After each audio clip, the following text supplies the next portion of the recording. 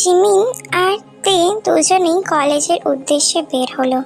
কলেজে আসা মাত্রই জেহোপ আর ইউনো তাদের সামনে ছুটে এসে দাঁড়ালো। তে নাক মুখ কুঁচকে দুজনের দিকে সন্দেহজনক দৃষ্টিতে তাকিয়ে বলল, কি হয়েছে? এভাবে সামনে আসলেন কেন? আরে বেআইন সাহেবা, এখন কি দেখলেন সামনে আসার? এখন থেকে তো আমরা আপনার সামনেই থাকবো প্রতিদিন। হাজার হোক বড় ভাইয়ের শালি বলে কথা। ক্লাসের দেরি হয়ে যাবে, পরে কথা বলবো। তে আর জিমিন যেতে গেলে বাইক চালিয়ে এসে সামনে দাঁড়ায় জাংকুক। জাংকুক এসেই তের সামনে দাঁড়িয়ে বলল, সবসময় তো ক্লাস করতেই পারবে মিস তে, আজ চলো কোথাও ঘুরে আসি। আমি কোথাও যাব না সিনিয়র দাদা অ্যান্ড বেআইন সাহেব, তোমার জন্য সারপ্রাইজ গিফট রেখেছি তে, প্লিজ চলো। তে জিমিনের দিকে তাকিয়ে চোখের ইশারা করে বলল, ওকে চলুন বেআইন সাহেব। জাংকুকের বাইকে তে আর জিমিন উঠেছে, আর জেহপের বাইকে ইউনো উঠেছে। হাসি খুশি ভাবেই জাংকুক একটা বাড়িতে নিয়ে গেল। তে আর জিমিন দুজনে ভয় পাওয়ার সত্ত্বেও জাংকুক, জেহপ আর ইউনোর সাথে সেই বাড়িতে প্রবেশ করে। দরজার কাছে আসতেই জাংকুক পকেটে হাত দিয়ে বলল, লেডিস ফার্স্ট, তাই তোমরা দুজন দরজা খুলে ভিতরে যাও। জিমিন ভয়ে ভয়ে দরজার কাছে গিয়ে তের দিকে তাকিয়ে রইল। তে আশ্বাস দিয়ে বলল, বেআইন সাহেব এমন কিছু করবে না যার জন্য আমাদেরকে কষ্ট করতে হবে, তাই না বেআইন সাহেব? অফকোর্স বেআইন। তে আর জিমিন দুজনে দরজা খুলে ভেতরে প্রবেশ করতেই দরজার মাথার উপর একটা পাত্রে রং মেশানো জল বাঁধা ছিল। সেটা খুলে দুজনের শরীরের ওপরই পড়ে গেল। তে আর জিমিনের এই অবস্থা দেখে জাংকুক, জেহপ আর ইউনো হাসাহাসি শুরু করে দিল। তে আর জিমিন রাগে গজগজ করতে করতে বলল, এটা কি করলেন আপনারা? জাংকুক আলতো করে তের রং মাখা চুলটা হাতে ধরে বলল, রং খেলা হলো, অনেকদিন ইচ্ছা ছিল বেআইনদের সাথে রং খেলার, আজ ইচ্ছা পূরণ হলো। তে জাংকুকের দিকে তাকিয়ে নিজের ব্যাগটা তার কাছ থেকে কেড়ে নিল। দরজা খোলার সময় জাংকুক তে আর জিমিনের ব্যাগটা রেখেছিল। তে জাংকুকের কাছ থেকে ব্যাগটা নিয়ে তার ব্যাগ থেকে একটা টিফিন বক্স বের করলো। জেহপ জাংকুকের কাঁধে হাত রেখে বলল, বাহ বেআইনি, দেখছি আমাদের জন্য ট্রিট নিয়ে এসেছে, ওই চল খাওয়া যাক। জেহপ তের হাত থেকে টিফিন বক্স কেড়ে নিয়ে বিছানায় বসলো। জাংকুক আর ইউনো তার পাশে বসলো।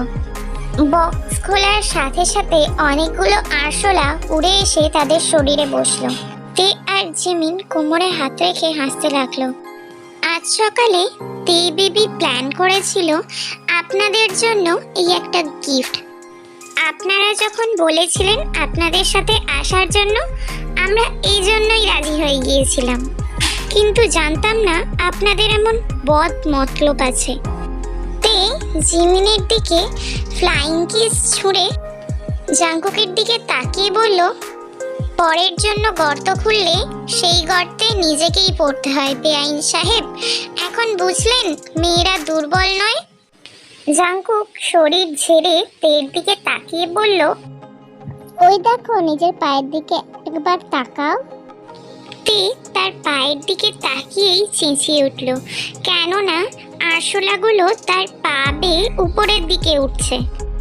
কুত্তা, বিড়াল, ইঁদুর, ছাগল, অ্যানাকোন্ডা সাপের, কুমিরের লেজের দাঁত হাবলা মাছ, শেষ পর্যন্ত তোরা কিনা আমার সাথে বেইমানি করলি। আমি তোদের এনেছি ওদের ভয় দেখানোর জন্য, তোরা কিনা এই নাদান ইনোসেন্ট মেয়েটার সাথে এমন করলি। অসভ্য আরশোলারা, এই অসভ্য ছেলেদের গায়ে পড়ে একদম অসভ্য হয়ে গেছিস। তের কথা শুনে জাংকুক হেসে তের কাছে গিয়ে বলল, আর কি এমন করবে মিস তে? অবশ্যই এমন করব। আপনি আমার সাথে এমন করলে আমি কেন করব না? ওকে, তোমার যা ইচ্ছা করো। বাই দ্য ওয়ে, তোমরা এখন কিভাবে বাড়ি যাবে শুনি? তে আর জিমি নিজেদের দিকে একবার তাকিয়ে লজ্জা পেয়ে গেল। চোখ নিচু করে ফ্লোরে তাকিয়ে রইল। যে হোক, ফোনে তুই এক্ষুনি ওদের দুজনের জন্য ড্রেস অর্ডার কর, ওদের বাড়ি যেতে হবে। যে হোক ফোনে ওদের জন্য ড্রেস অর্ডার করে আর অনুহ নিজে খাবার আনতে চলে গেল। জাংকুক রুমের বাইরে দাঁড়িয়ে রইল আর জিমিন তের কাছে এসে বলল, ওদের যেমন খারাপ ভেবেছিলাম তেমন খারাপ নয় ওরা। চুপ, ওরা আমাদের সাথে এমন করেছে আর এখন ওরাই ড্রেস কিনে আনছে, এতে ভালোর কি আছে? জিমিন কিছু বলতে যাবে তার আগেই ফোন বেজে উঠল। ফোনের স্ক্রিনে সুগার নাম দেখে জিমিন তেকে বলল, তোর দেবদাস দাদা ফোন করেছে, ফোন কি রিসিভ করব? হ্যাঁ, ফোন রিসিভ কর, কিন্তু বলবি না যে আমরা কোথায় আছি, ওকে? বাড়ি পৌঁছাতে জিমিনকে তার দিদি ফোন করলো। জিমিনকে তার দিদি তার শ্বশুর বাড়ির কাহিনী বলতে লাগলো। জিমিন কিছুটা বিরক্ত হয়ে বলল, দিদি তুই এখন এসব বন্ধ কর তো, এমনিতেই অনেকক্ষণ ভিজে থাকার কারণে ঠান্ডা লাগছে। এরপর আর কি জিমিনের দিদি বিরক্ত হয়ে ফোন কেটে দেয়। রাতে সুগার সাথে কথা বলে জিমিন ঘুমিয়ে পড়ে। অনুহ, জাংকুক আর জেহব আড্ডা দিচ্ছে। জেহব আজ টিপ দিচ্ছে। জেহব জাংকুকের সাথে বাজি রেখেছিল যদি আজকে ও তেকে রং দিয়ে স্নান করাতে পারে তাহলে সে আজ রাতে টিপ দেবে। ব্রো, এই বাজিতে তো জিতে গেলি, এখন আরেকটা বাজি নিবি? জানি এটা শুনে তুই ভয় পাবি, আগে তো তুই বলবি, পরে বোঝা যাবে ভয় পাবো কি না। তের সাথে প্রেম করতে পারবি? জানি মেয়েটা রাজি হবে না আর তুই হেরে যাবি। শুধু প্রেম না ব্রো, বিয়ে করে দেখাবো তোদের, ধরলাম বাজি। তিন বন্ধু আবারও খুশিতে মেতে উঠলো। সময় যে কারোর জন্য অপেক্ষা করে না, এর জন্যই হয়তো আরিম আর জিমের বিয়ের সময় চলে আসলো। কিন্তু বিয়েতে খুব বড় সমস্যা হলো। সমস্যাটা হলো জাংকুককে নিয়ে। জাংকুক তেকে বিয়ে করবে বলে জেদ ধরে বসে আছে। জাংকুকের জেদের কাছে সবাই হার মেনে যায়। জাংকুকের বাবা তার ছোট ছেলের জন্য তেদের বাড়িতে প্রস্তাব পাঠালেন। তের বাবা তো খুব খুশি, এক বাড়িতে তার দুই মেয়ের বউ হয়ে যাবে। ওনারা রাজি হয়ে গেলেন। প্রথম তে রাজি হচ্ছিল না, তবে বাবা মায়ের জোড়াজুড়িতে পরবর্তীতে সে রাজি হয়ে যায়।